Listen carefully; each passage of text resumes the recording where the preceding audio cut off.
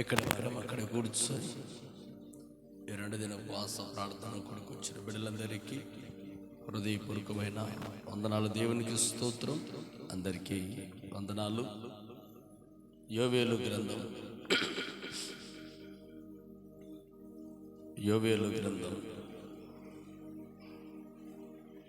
ఆప్ చేసి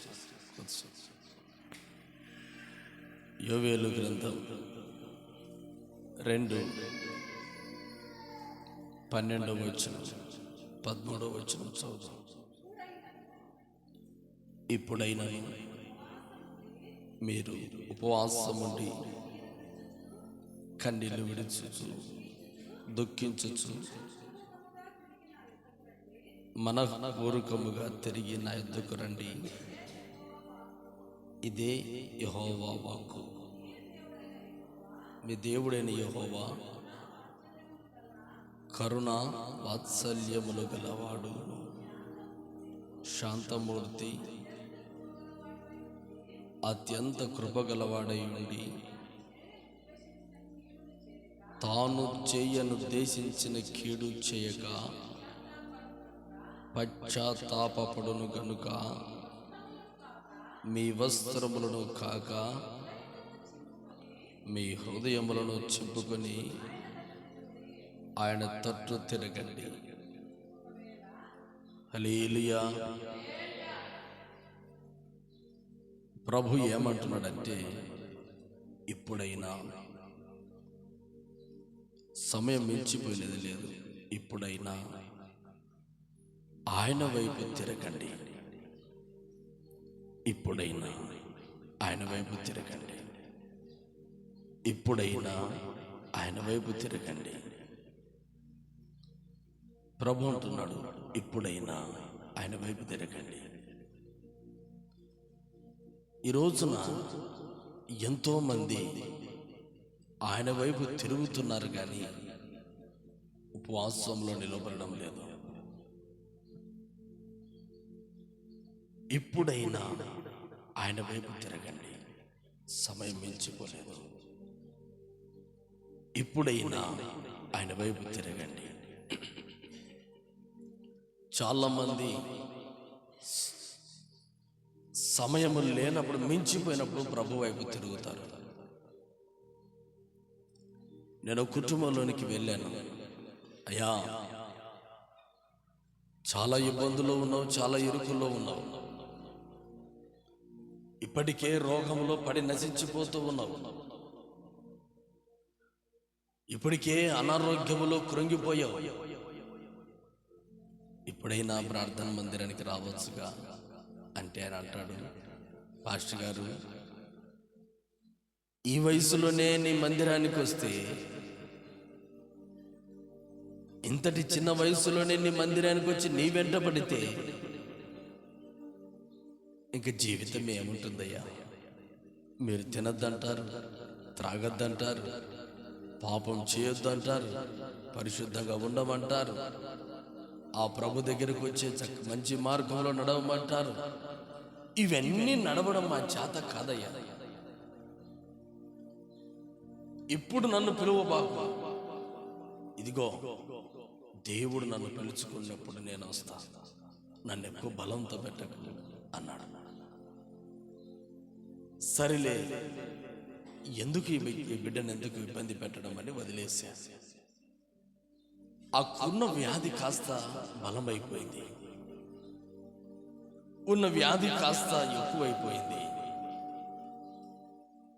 ఉన్న వ్యాధి కాస్త చాలా ఇబ్బందిగా మారింది.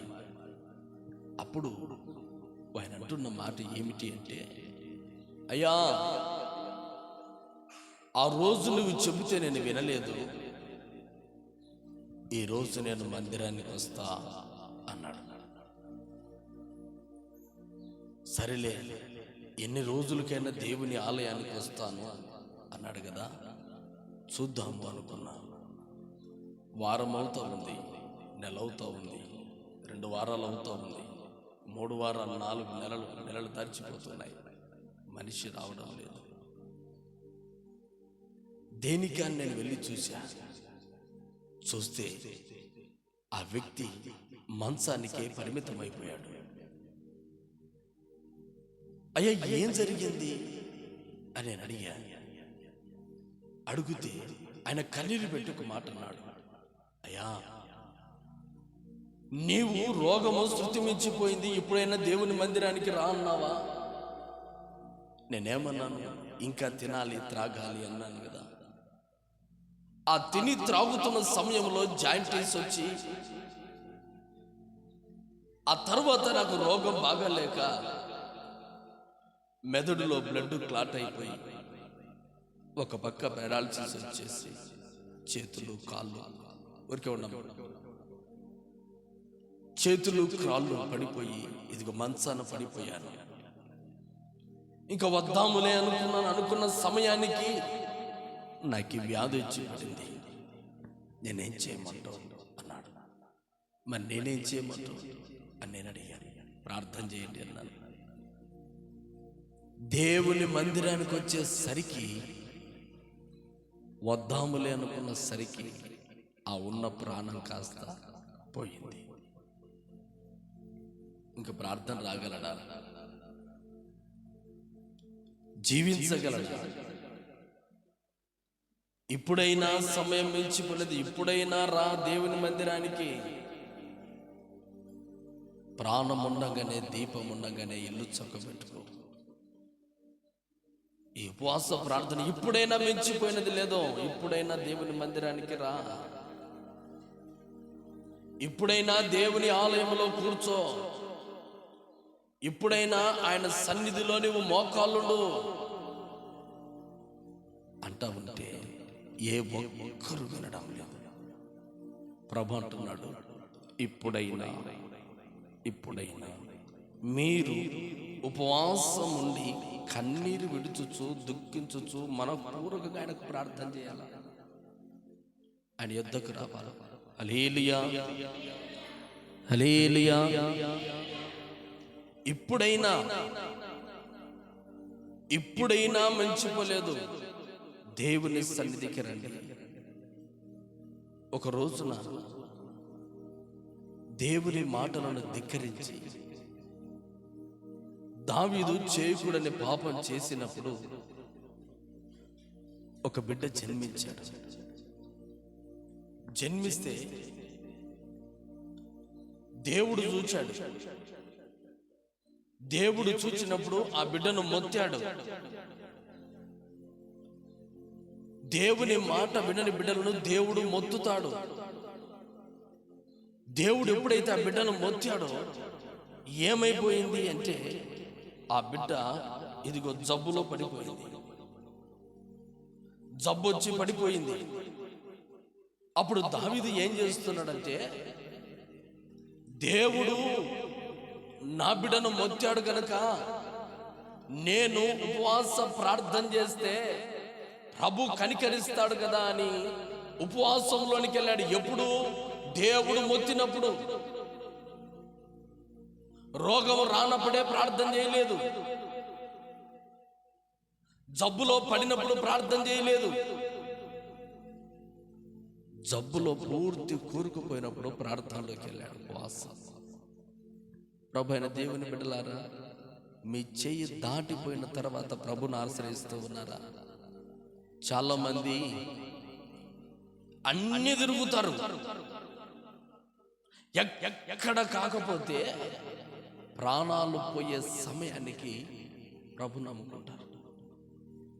అప్పుడు ఏదైనా ప్రాణం దేవుడు కాపాడలేకపోతే ప్రభు లేడంటారు. అన్ని ద్వారాలు మూయబడినప్పుడు ప్రభు ద్వారంలో అడుగుపెట్టి ఏమంటారంటే, అయ్యా, యేసు ప్రభు గొప్ప దేవుడటగా, ఈమెను కాపాడి ప్రార్థన చేయండి అయ్యా అంటారు. అప్పుడు దేవుడు ప్రార్థన చేసినప్పుడు ఒకవేళ అది జరగకపోతే యేసు ప్రభు కూడా ఏమి చేయలేదు అంటారు.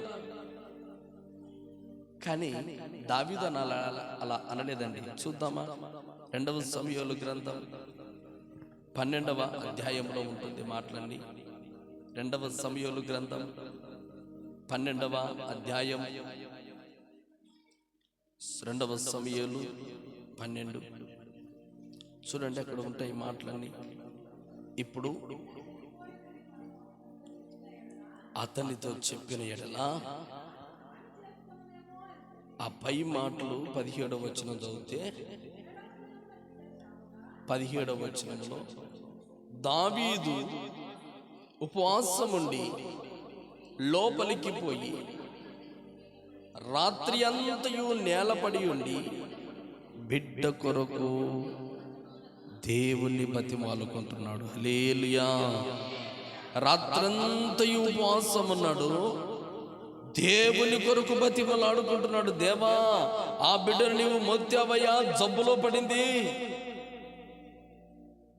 ఆ బిడ్డ జబ్బులో పడింది కనుక దేవా మీరు ఆ బిడ్డను కాపాడండి అని శృతి మించిపోయాక ప్రార్థనలోకి వెళ్ళాడు, ఉపవాసంలోనికి. ఈరోజు నీ చేత కాదు అనుకున్నప్పుడు ఉపవాసం ఉంటున్నావా? నీ ప్రయత్నాలన్నీ విఫలపోయినాక ప్రార్థన చేస్తా ఉన్నావా? ఉపవాస ప్రార్థన అంటే దేవుని శాపం మీదికి వచ్చిన తర్వాత, మన కల్లార కనపడిన తర్వాత, మన కల్లార నాశనము కనపడిన తర్వాత ఉపవాసంలో ఉండడం కాదు. బిడ్డ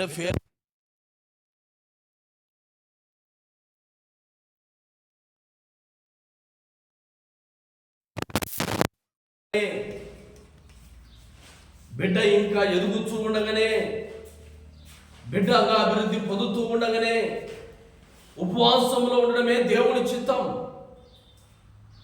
అన్ని అయిపోయిన తర్వాత, అన్ని చేతులన్నీ, అన్ని ద్వారాలు మూయబడిన తర్వాత, అయ్యా నేనేం చేయగలను, దేవా దైవ సేవకుడా ప్రార్థన చేయండి అని అనడం కాదు. అదే అర్థమిస్తుంది. దేవుడు మొత్తాడు, బిడ్డ జబ్బులో పడింది, అది తెలుసుకున్నాడు. తెలుసుకున్న తర్వాత మోకాళ్ళ చేసి ప్రార్థన చేస్తూ ఉన్నాడు. అయ్యా అయ్యా ప్రభా దేవా, ఈ రోజున నా బిడ్డను కనికరించండి, నా బిడ్డను కనికరించండి, జబ్బులో నుంచి విడుదల చేయండి అయ్యా అని ప్రార్థన చేస్తూ ఉన్నాడు. ఎప్పుడైతే ఆ లాగున ప్రార్థన ప్రారంభించాడో దేవుడు చూస్తూ ఉన్నాడు. దేవుడు చూస్తూ ఉండి ఆ మాటలంటూ ముందుకు చూద్దాం. మొత్తగా లేవనెత్తుటకు వచ్చిరి గాని అతడు సమ్మతింపక వారితో కూడా భోజనము చేయక ఉండెను. 7వ దినమున బిడ్డ చావగా, బిడ్డ ప్రాణముతో ఉండగా మేము అతనితో మాట్లాడినప్పుడు మా మాట వినపై ఉండెను. ఇప్పుడు చనిపోయేనని చెప్పిన ఎడల అతనికి హాని చేసుకునేమో అని అనుకొని దావీదు సేవకులు బిడ్డ చనిపోయిన సంగతి చెప్ప వెరచిరి. అయితే దావీదు గుసగుసలాడుట చూచి సంగతి గ్రహించి అని అడగగా చనిపోయినది. అప్పుడు దావీదు నేల నుండి లేచి స్నానము చేసి తైలము పూసుకొని వేరు వస్త్రము ధరించి యెహోవా మందిరములో ప్రవేశించి మొక్కి తన ఇంటికి తిరిగి వచ్చి భోజనం చేసి హల్లెలూయా. ఎప్పుడు తన బిడ్డ సంగతి తెలుసుకున్నాడు. ఉపవాసం ఎప్పుడు ఉండాలి అంటే, ఇదిగో సమస్య రాక మునిపే మనం నిలబడాలి. ఉపవాసంలో రోగము కలగక మునిపే, ఆరోగ్యం ఉన్నప్పుడే దేవుని సన్నిధిలో ఉపవాసం ఉండి, దేవా నా కుటుంబీకులందరికీ ఆరోగ్యం దయచేసి ప్రార్థన చేశామంటే ఆ ఉపవాస ప్రార్థన నీ కుటుంబానికి ఆశీర్వాదంగా మారుతుంది. అందరూ అనారోగ్యంలో పడి కృంగిపోయినప్పుడు దేవుని సన్నిధిలో ఉపవాస ప్రార్థన చేయడం కాదు ఉపవాస ప్రార్థన లక్షణం. ఈ రోజున అందరూ ఎలా ఉన్నారంటే, ఇదిగో మా చేతుల్లో ఏమీ లేదయ్యా, మేమంతా నష్టపోయాము అన్నప్పుడు ఉపవాసం ఉంటారు. పైరంతా చేతికొచ్చిన తర్వాత ఉపవాసం ఉండడం కాదు, పైరు పెడుతూ ఉన్నప్పటి నుంచి ఉపవాసం చేయాలి. హల్లెలూయా. దేవుని ఆశీర్వాదం మనకు కావాలి అంటే అప్పుడప్పుడు దేవుడి సన్నిధిలో ఉపవాసం ఉంటూ, కుటుంబంలో ఉపవాసం ఉంటూ, కుటుంబం కొరకు, మన కుటుంబీకుల కొరకు, మన చేతి పనుల కొరకు, మన రాబడి కొరకు మనం ఉపవాసం ఉన్నట్లయితే ఆ ఉపవాసానికి ప్రభు ఫలితం కలగజేస్తాడు. అయితే ఈ రోజున ఉపవాసం ఎప్పుడు ఉంటున్నామంటే మన చేతులు దాటాక ఉపవాసం ఉంటున్నాం. మన పిల్లలైనా, మన పిల్లల పరిస్థితి అయినా, మన జీవితంలోనైనా అన్ని చేయి చాచి విడుచుకున్న తర్వాత ఉపవాసం ఉన్న తర్వాత ప్రభుని నిందిస్తూ ఉన్నాం. కానీ దావీదు ఉపవాసం ఉన్నాడు, ఫలితం శూన్యమైంది. ఆ తరువాత అంటాడు, ఇదిగో నేను ఉపవాసం ఉండటం దేనికని దేవుడి సన్నిధిలో మొక్కుకొని మరలా తిరిగి భోజనం చేస్తాను. రోజున దేవుని పిల్లారా, ఉపవాసం ఎప్పుడు ఉంటున్నావు? ఉపవాసం ఏ సమయంలో చేస్తూ ఉన్నావు? ఒకవేళ దేవుడు నిన్ను ప్రేమించాడు అంటే నీ కోరికను యావత్తు ప్రభు నెరవేర్చును గాక. నీ కుటుంబాన్ని దేవుడు ప్రేమించేవాడై ఉండాలా. నీ ఆశలు విఫలమైనా కూడా దేవుడు సఫలం చేస్తాడు. అయితే నీ కుటుంబము దావీదు దేవుని ప్రేమించడము కాదు, కానీ దేవుని ప్రేమకు దూరమై లోక ప్రేమకు దగ్గరైనప్పుడు దేవుడు మొత్తాడు. ఈ రోజున దేవునికి దగ్గరగా ఉన్నావా? లేకపోతే దేవునికి దగ్గరగా నివాసం చేస్తూ ఉపవాసం ఉంటున్నావా? దేవుడు నిన్ను ప్రేమించుతూ ఉన్నాడా? దేవుడు నిన్ను ద్వేషిస్తూ ఉన్నాడా? యోహాను సువార్త 11వ అధ్యాయం 3వ వచనం చూద్దాం. యోహాను సువార్త 11వ అధ్యాయం 3వ వచనం చూద్దాం. 11:3 అక్కడ ప్రభు అంటాడు, అతని అక్క చెల్లెండ్రు, ప్రభువా నీవు ప్రేమించేవాడు రోగి అయి ఉన్నాడు.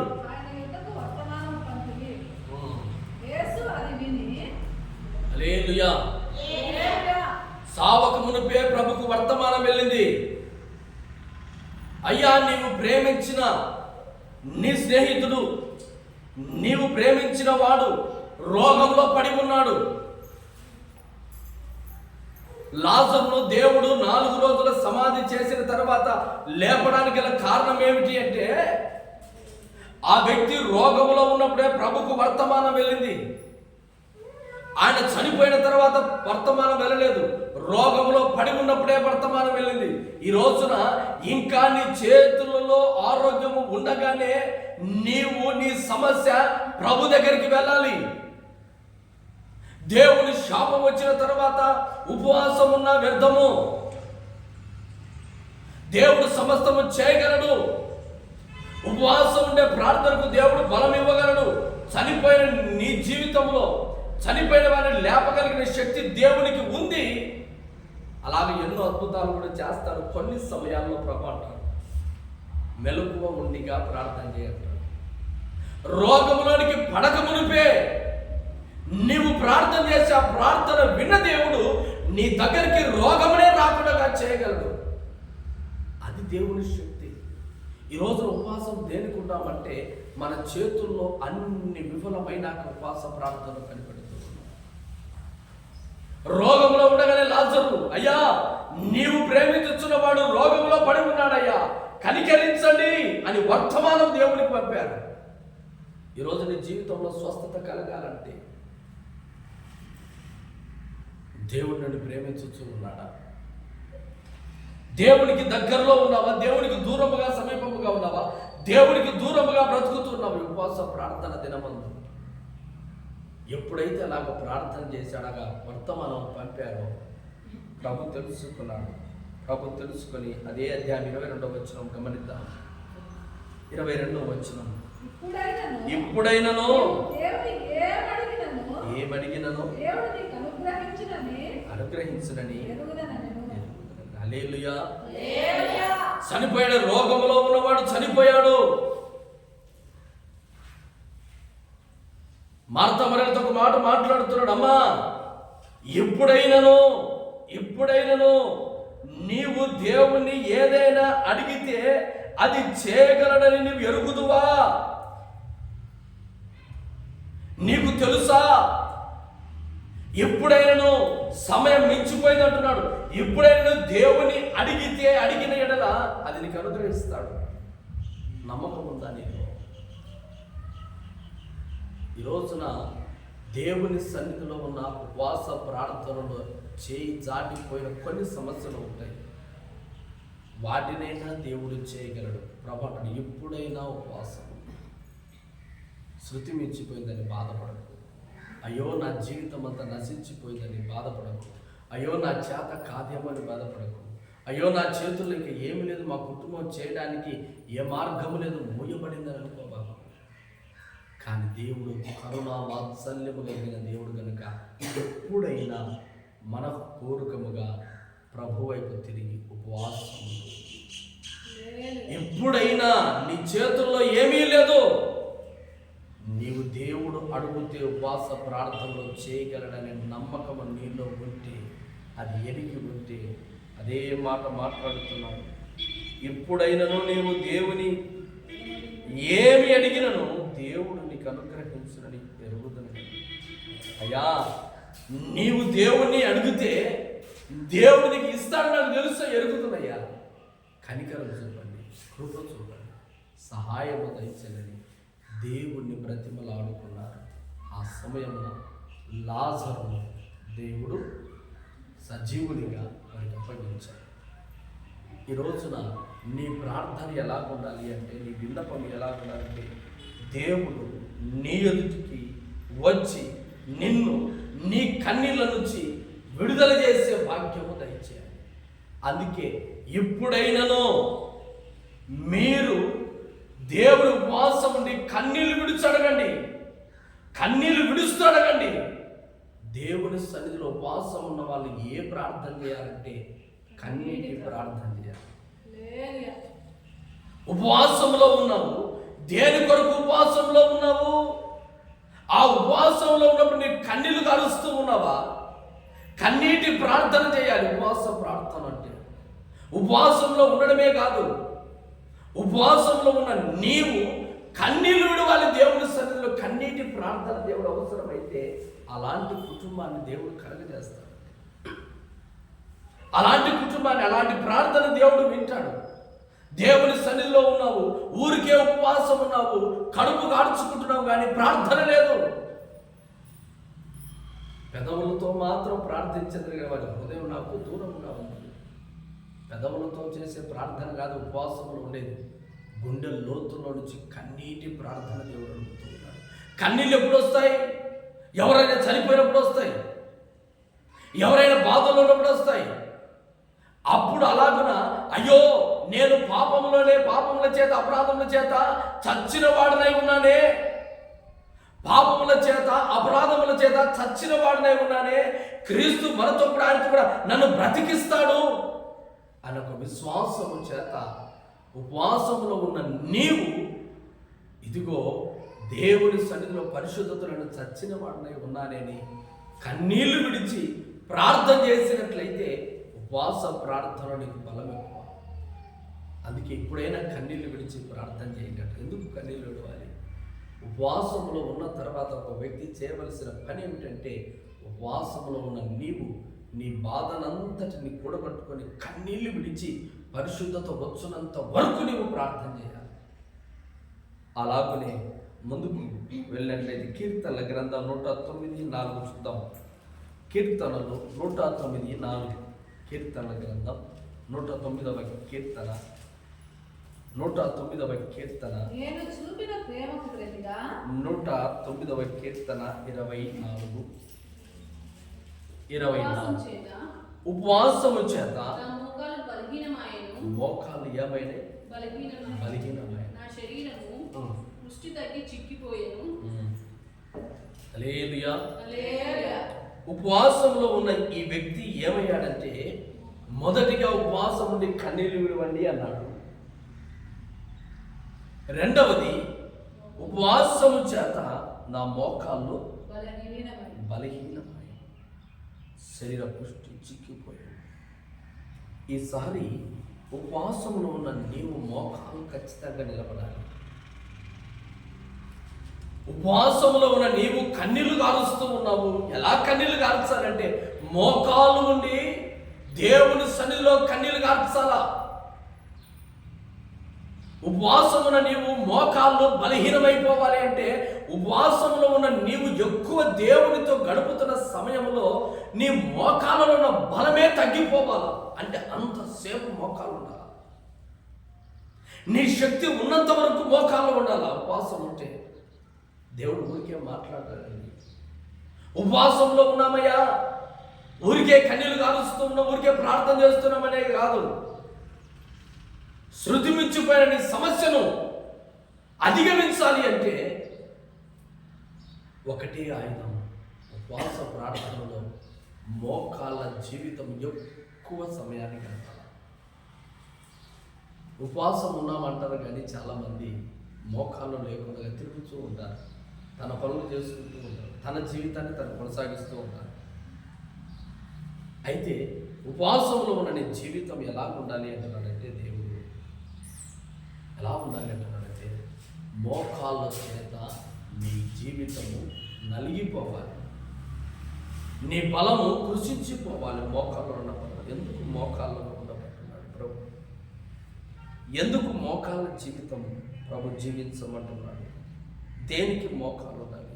ఇదిగో మార్కు సువార్త 10వ అధ్యాయం 17వ వచనం చూద్దాం. మోకాలు జీవితం మార్కు సువార్త 10:17. మార్కు 10:17 చూద్దాం.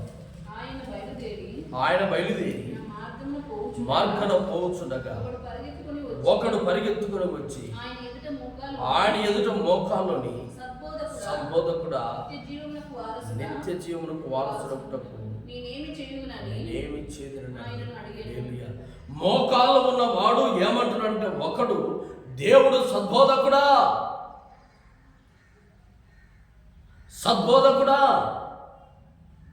దేవుని ఎదుట ఒక వ్యక్తి మోకాల్లో ఉన్నాడు, ఉపవాసంలో ప్రార్థన చేస్తున్నాడు, సద్బోధకుడా, నిత్య రాజ్యమునకు వారసుని కావాలని ఒక ఆశ. ఉపవాసంలో ఉన్నావు, కన్నీళ్లు గారుస్తూ ఉన్నావు, నీ సమస్య కొరకు ప్రార్థన చేస్తూ ఉన్నావు. ప్రార్థన చేస్తున్న నీలో ఏ ఆశలు ఉండాలంటే నిత్య రాజ్యమునకు వెళ్ళాలన్న ఆలోచన నీకు ఉండాలా. నిత్య రాజ్యాన్ని నేను సంపాదించుకోవాలి. ఉపవాస ప్రార్థనలో నేను ఎలాగైనా దేవుని సన్నిధి నేను అనుభవించాలా. ఉపవాస ప్రార్థనలో నేను ఎప్పుడైనా ఏదో ఒక విధానంగా దేవుని సన్నిధికి చేరాలా, ఆ నిత్య రాజ్యాన్ని నేను సంపాదించుకోవాలని ఆశ కలిగి మోకాళ్ళ ప్రార్థనను ఎప్పుడైనా ప్రారంభించావా? ఉడికే ఉపవాసం ఉన్నాము, నిత్య రాజ్యమును గురించిన అవగాహన లేదు. ఉపవాస ప్రార్థనలో ఉన్నామనే ఆలోచన ఉంది కానీ నిత్య రాజ్యం అనేది ఒకటి ఉందని మనం మరిచిపోయాము. ఉపవాస ప్రార్థనలో ఉండి ఎప్పుడు చూసినా మన అవసరతల కొరకే, మన జీవితం కొరకే, మన సుఖభోగాల కొరకే, మన బిడ్డల కొరకే, మన సహోదరుల కొరకే, మన కొరకే, మన కుటుంబం కొరకే, మన జీవితం కొరకే, వీటి కొరకే మనం ఉపవాసం ఉంటున్నాము. కానీ నిత్య రాజ్యం ఉందని ఆయన సన్నిధిలో మోకాలు నుండి ప్రభా, ఈ లోకము శాశ్వతము కాదు, అశాశ్వతమైన ఈ లోకాన్ని విడిచే లోపు నీ నిత్య రాజ్యము ఏదో ఒకటి ఉందని నాకు అంటున్నా. ఆ రాజ్యము నేనున్నా, ఆ రాజ్యములు నేనుండాలా. ఈ రాజ్యములో భూలోకం అనే రాజ్యము, నీ రాజ్యములో కళ్ళు మూస్తే నీ రాజ్యములో నేను కళ్ళు తెరవాలా. నిత్య రాజ్యము కొరకు నాయనా అని ఎప్పుడైనా కానీ ఉపవాస ప్రార్థనలో ఉన్న నీవు నిత్య రాజ్యం కొరకు ఆలోచన కలిగి మోకాలు ఉన్నావా? లేకపోతే నీ కుటుంబం కొరకు, నీ బిడ్డల కొరకే నువ్వు ప్రార్థన చేస్తూ ఉన్నావా? నిత్య రాజ్యం కొరకు నీ కుటుంబం అంతా సిద్ధపరచాలని ప్రార్థన చేసేవా? నేనే కాదు, నా కుటుంబం అంతా నిత్య రాజ్యంలో ఉండాలా, నా కుటుంబం అంతా దేవుడి సన్నిధిలో గడపాలా, నా కుటుంబం అంతా నిత్య రాజ్యంలోనే ఉండాలా.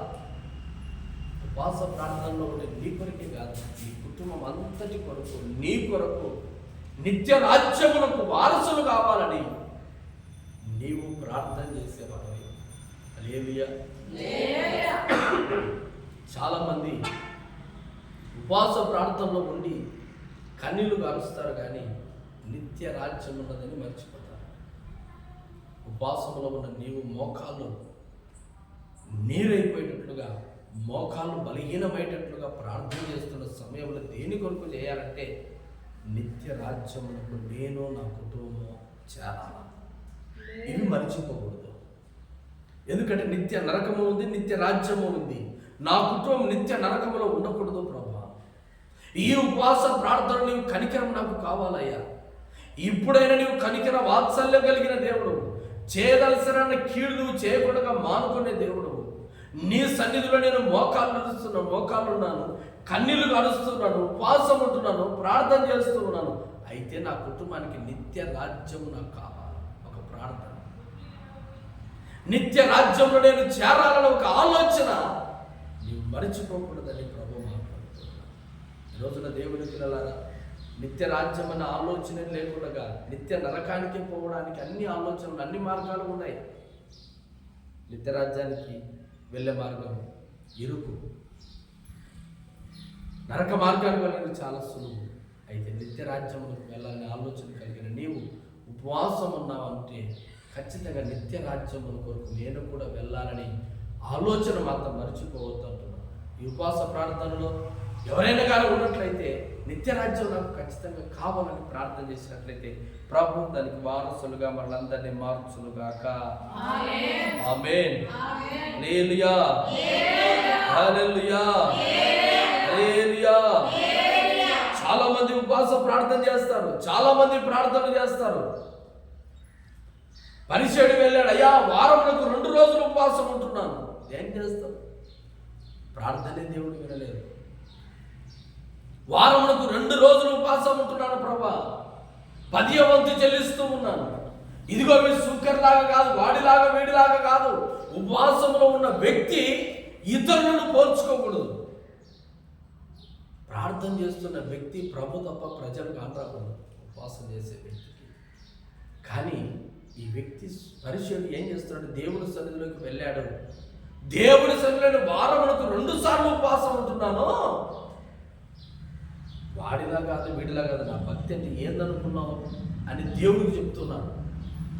మన భక్తి మనం చెప్పుకోకూడదు దేవుడికి, మన భక్తి దేవుడు చూడాలా. చాలా మంది ఉపవాసం ఉన్నామని దేవుడి దగ్గరికి వచ్చి తన భక్తిని కనపరుచుకుంటారు. తన భక్తి మనం కనపరుచుకోదు దేవునికి. దేవుడు తన భక్తిని చూడాలి. దేవుడు ఉపవాసం చేసేటప్పుడు నేను ఇన్ని రోజులు ఉపవాసం ఉన్నాను కదా ప్రభా, నాకే ప్రతిఫలం రాదు అని ప్రభువును ప్రశ్నించకూడదు. అదే అడిగాడు పరిచయం. లూకాసు వార్త 18వ అధ్యాయంలో ఉంటుంది మాటలని. లూకాసు వార్త 18:12వ వచనంలో అంటాడు, దేవా నేను ఉపవాసం ఉన్నాను, 2 వారానికి ఉపవాసం ఉన్నాను. సుంకర్లాగా వాళ్ళలాగా వీళ్ళలాగా కాదు ప్రభా. ఉపవాస ప్రార్థన వ్యర్థమైపోయింది. దేవుడు ఆ ప్రార్థన వినలేదు. ఉపవాస ప్రార్థనలో ఉన్నాడు, 2 రోజులు కడుపు కాల్చుకుంటున్నాడు, మోకాలు బలహీనతం చేసుకుంటున్నాడు, కన్నీళ్లు కాలుస్తున్నాడు. అయితే ఏం లాభం? దేవుడు ప్రార్థన వినాలిగా. ప్రార్థన వినే ప్రార్థన ఉంది, వినని ప్రార్థన ఉంది. దేవుడు వింటూ ఉన్నాడు, ఆ ప్రార్థన పక్కన పెడుతున్నాడు. నువ్వు చేస్తున్నావు ప్రార్థన మంచిది, నీ ప్రార్థనే విననంటాడు. కానీ ఉపవాస ప్రార్థన ఉండి కూడా మన ప్రార్థన దేవుడు వినకపోతే మనం ఎందుకు ప్రయోజనమా? ఉపవాసం ఉండి కూడా, దేవుడి సన్నిధిలో ఉండి కూడా, ప్రార్థన చేస్తుంది కూడా మన ప్రార్థనలు ఒకవేళ విఫలమైపోతున్నాయా? అందుకే ప్రభు అంటున్నాడు, మోకరించిన నీవు నిత్య రాజ్యమును మర్చిపోకుండా నిత్య రాజ్యముల కొరకు నువ్వు ప్రార్థన చేయి. వాడిలాగా కాదు, వీడిలాగా మనుషులను దృష్టిలో పెట్టుకొని ప్రార్థన చేయవద్దు. హల్లెలూయా. మనుషులను దృష్టిలో పెట్టుకొని ఎప్పుడైతే ప్రార్థన చేస్తామో ఆ ప్రార్థన పనికి రాదు అంటున్నారు. అందుకని ఏ ఒక్కరి మనుషుని కానీ, ఏ ఒక్కరి వ్యక్తిగతాన్ని కానీ మనం ఉపవాసమును ఆలోచన చేయకుండా మనముగా ప్రార్థన చేయాలి. అప్పుడే మన ప్రార్థనలు ఫలిస్తాయని ప్రభు సెలవిస్తూ ఉన్నాడు. అలాగుననే దేవుని సన్నిధిలో లుద్దా అనే పట్టణానికి పేతురు వెళ్ళాడు. అక్కడ తబిత అనే చిన్నది రోగం చేత, బాధల చేత, కన్నీళ్ళ చేత ఇదిగో చావు బ్రతుకులో చనిపోయింది. ఆ వ్యక్తి దగ్గరికి వెళ్ళి దేవుడు పేతురు ఏం చేస్తున్నాడో చూద్దాం. అపోస్తుల కార్యములు 9వ అధ్యాయం, అపోస్తుల కార్యములు 9వ అధ్యాయం 38వ వచనం చూద్దాం. 9:38 9వ అధ్యాయం. యొప్పేకు దగ్గరగా ఉండటం చేత పేతురు అక్కడ ఉన్నాడని శిష్యులు విని అతడు తడువు చేయగా తమ యొద్దకు రావాలనని వేడుకొనుటకు ఇద్దరు మనుషులను పంపాడు. పేతురు లేచి వారితో కూడా వెళ్ళి అక్కడ చేరినప్పుడు మేడ గదిలోనికి అతనికి తీసుకుని వచ్చి విధవరాళ్ళందరూ ఏడ్చుచు దోర్కా తమతో కూడా ఉన్నప్పుడు నిలిచిది. పేతురు అందరి వెలుపలికి పంపి మోకాళ్ళని ప్రార్థన చేసి శవము వైపు తిరిగి కన్నులు తెరిచి పేతురు చూసి లేచి కూర్చున్నాడు. మోకాళ్ళ ప్రార్థన ఏం చేస్తుందంటే చనిపోయిన వారిని తిరిగి లేపుతుంది. యేసు ప్రభు చనిపోయిన వారిని 3-4 రోజుల లేపాడు. అదే శక్తి అంటే నాకన్నా మీరు గొప్ప కార్యాలు చేస్తారు. అయితే ఉపవాస ప్రార్థన ఉన్న మీరు మోకాళ్ళు బలహీనమయ్యేటట్లుగా ఉపవాస ప్రార్థనలో ఉన్నట్లయితే చనిపోయిన వారిని కూడా తిరిగి లేపగలిగిన శక్తి నేకిస్తాను. లేచి కూర్చొని శక్తి పొందుతుంది. పేతురు అదే చేశాడు. మోకాళ్ళ ప్రార్థనే. పేతురు ఎంతో అద్భుతాలు చేశాడు. పేతురు జీవితంలో ఒకప్పుడు పేతురు ఏం ఆలోచన కలిగి ఉన్నాడంటే, ప్రభా నువ్వు దేవుని కుమారుడు అయితే నేను నీళ్ళ మీద నడుస్తాను ధైర్యం చేసినాడు. సముద్రం నడవడానికి ప్రభులాగా నేను కూడా నడవాలని ధైర్యం చేసి ప్రభుతో నడిచిన వాడు పేతురు.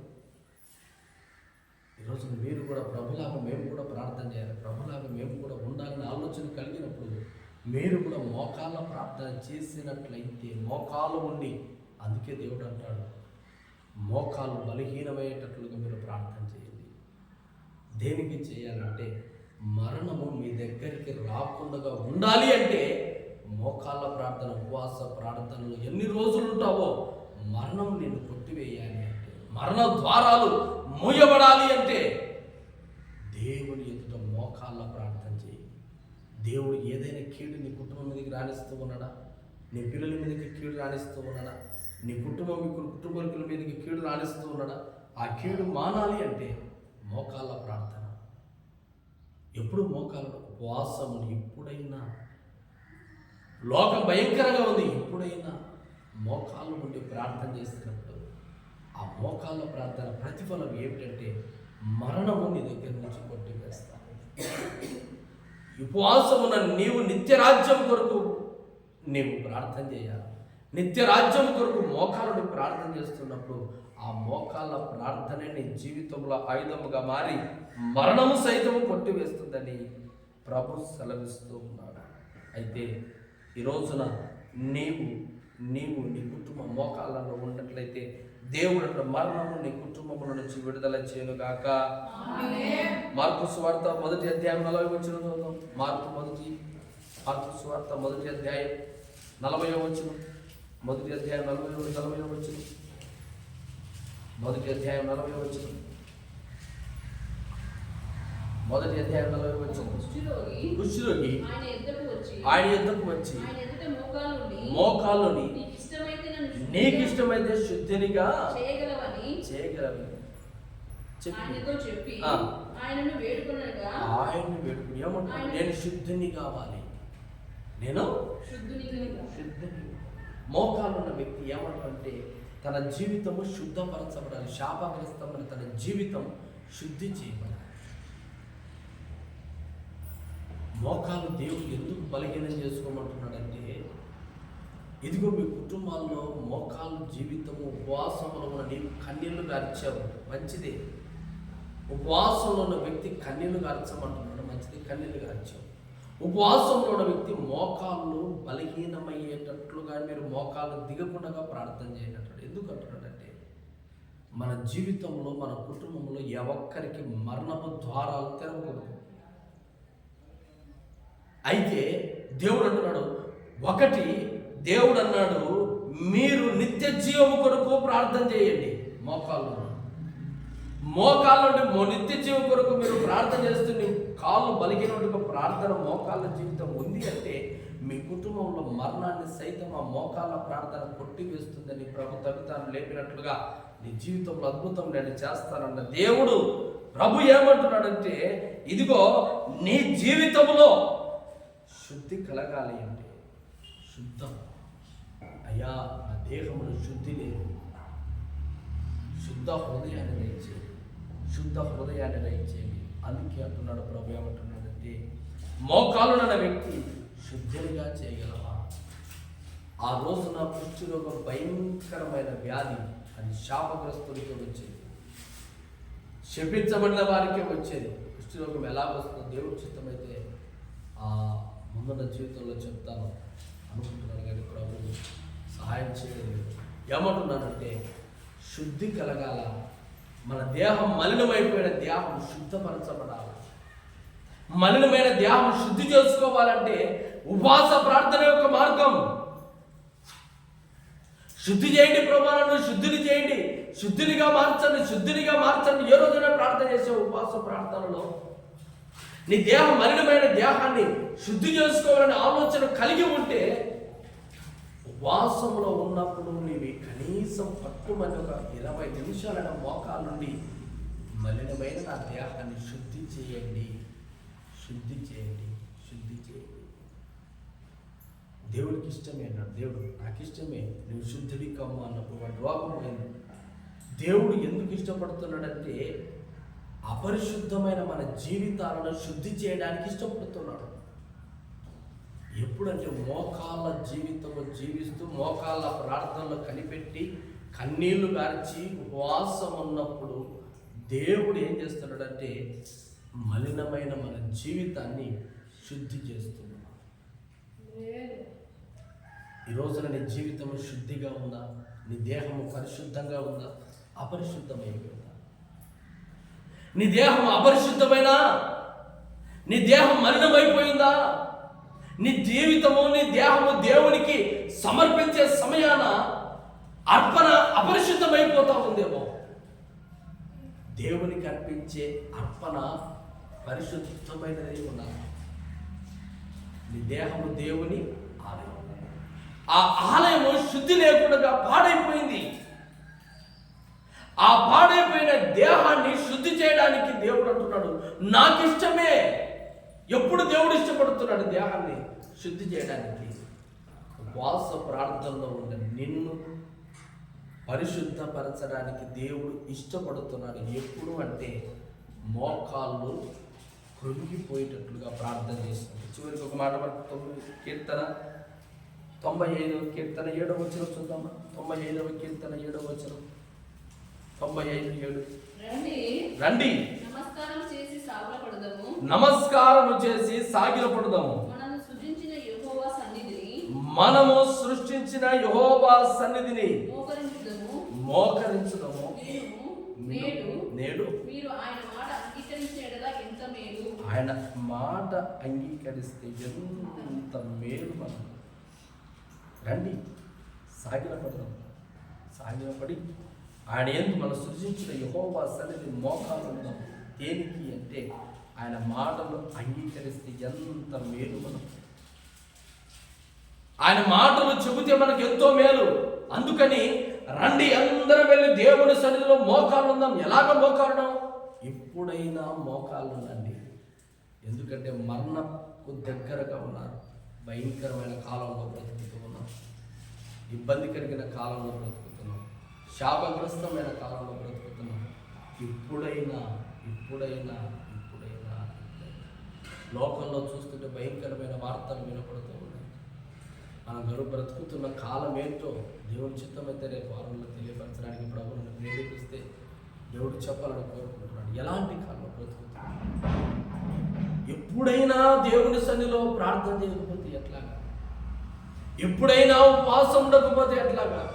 ఎప్పుడైనా ఉపవాసం ఉండి దేవుని సన్నిధిలో కన్నీళ్లు కార్చకుండగా, దేవుని సన్నిధిలో మోకాలు ఉండకుండగా, దేవుని సన్నిధిలో నిత్య రాజ్యమునకు ఆశ కలిగి ఉండకుండగా, దేవుని సన్నిధిలో మన దేహము మలినమైన దేహాన్ని పరిశుద్ధంగా చేసుకోకుండా ఎప్పుడైనా ప్రజల వైపు చూసి ఉపవాసం ఉన్నప్పుడు మీరు ప్రజల వైపు చూస్తే ఎలాగా?